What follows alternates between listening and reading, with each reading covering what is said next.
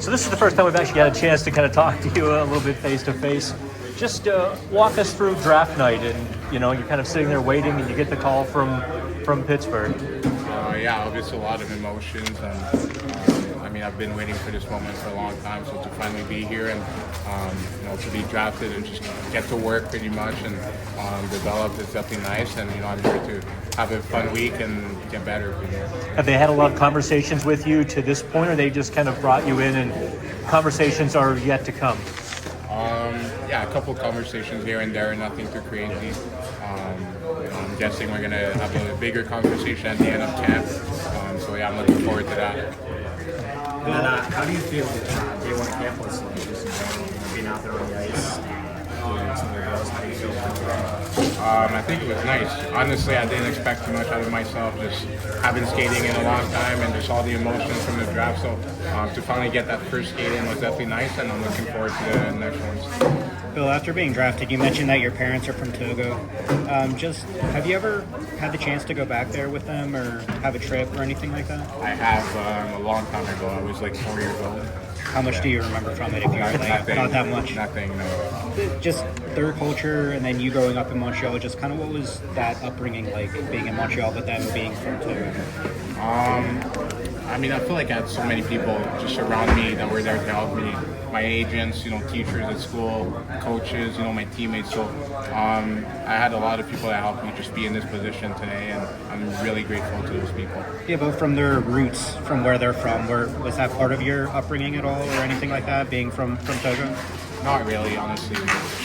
I grew up in Montreal my whole life. I spoke French, and I did pretty normal stuff, like any other kid. So it didn't change much for me, honestly. But I'll never forget, where I'm actually from, and I think it's important to just never forget those things and know where you're from.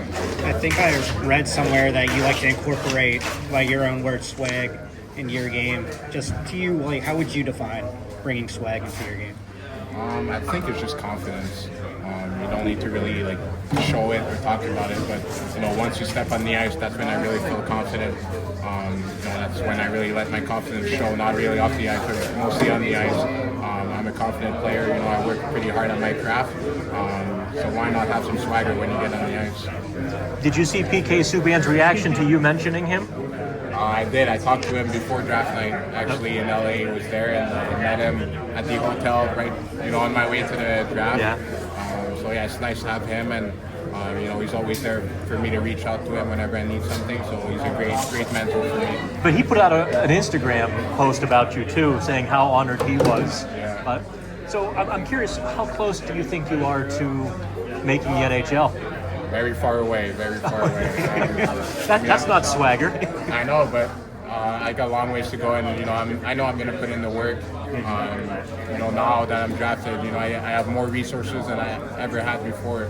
I know one day my goal is going to be to play in the NHL, but I still have a long ways to go. But I'm going to put in the work, and I'll have a lot of people around me to help me, and hopefully in a couple of years you see me wearing that jersey.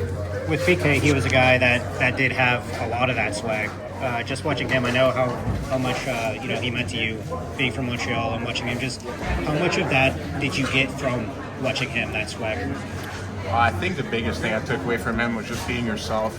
He was not scared of what other people thought or what they were going to say about him. So just being myself, not changing for anyone else. And then you did mention that you had known Chris Letang before draft night because you guys had the same agent. Was that just kind of like a short thing, or have you guys known each other for a little bit? Like exactly what your prior relationship would have been with Chris?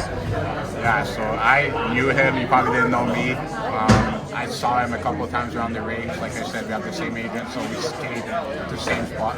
And I remember seeing him a couple of times. He probably didn't remember, but also just speaking French, both of us, was pretty nice. I got to talk to him a little bit after I got drafted, in the backstage. So that was good, and I'm excited to see him hopefully at training camp.